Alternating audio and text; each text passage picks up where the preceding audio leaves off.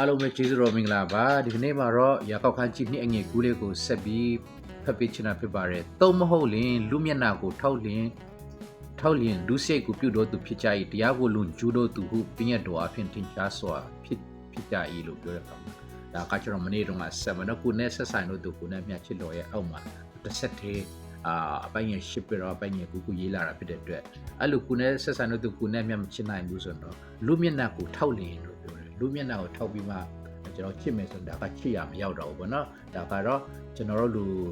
မဟုတ်ဘဲနဲ့လူတိုင်းလောက်နိုင်တော့ကိစ္စဖြစ်သွားနိုင်ပါတယ်အဲဒါကြောင့်မလို့ကျွန်တော်ကဒီမှာတော့လူစိတ်ကိုပြုတော်သူလို့ဒီပါတယ်တာမီရာပေါက်ကတော့ကျွန်တော်ပြောထားတာဖြစ်တယ်အဲ့တော့ကျွန်တော်တို့ကကိုနဲ့ဆက်ဆိုင်တော့သူကိုမချစ်နိုင်တဲ့အခါမှာလူစိတ်ကိုပြုတော်သူဖြစ်သွားတယ်အဲ့တော့ကျွန်တော်တစ်ခုကိုပြစ်မှုတစုံတစ်ခုလို့ကျွန်တော်ထင်နေတဲ့အရာကိုသွားလောက်မှလူစိတ်ပြုတယ်လို့မဟုတ်ဘူးเนาะလိန်နာတော့ပူတာဖွက်တာအဲ့လိုဟာမျိုးစိလိုက်တော့တာတခြားတော့ကျွန်တော်ထင်မြင်တဲ့ຢာတွေမဟုတ်ဘဲနဲ့ကျွန်တော်ကိုနဲ့ဆက်ဆိုင်တော့သူကိုရှင်းနိုင်တော့တဲ့အခါမှာဒါကလည်းလူစိတ်ထဲမှာထိထားတာတွေ့ရတယ်တရားကိုလူဂျူးတော့သူဟုပြည့်ရတော်အဖြစ်ထင်ရှားစွာဖြစ်ကြရဲဆိုတော့ဟုတ်တယ်လေဆိုတော့ကျွန်တော်ဒီပြည့်ရတရားတို့ထဲမှာယေရှုခရစ်တော်ညွှန်းတဲ့အရာတွေကအကြီးဆုံးအချုပ်ထဲမှာပါတာဖြစ်တဲ့အတွက်တရားလူဂျူးတော့သူဖြစ်သွားတော့အပြစ်ဝင်လာတာဖြစ်ပါတယ်အဲ့တော့ကျွန်တော်အနေနဲ့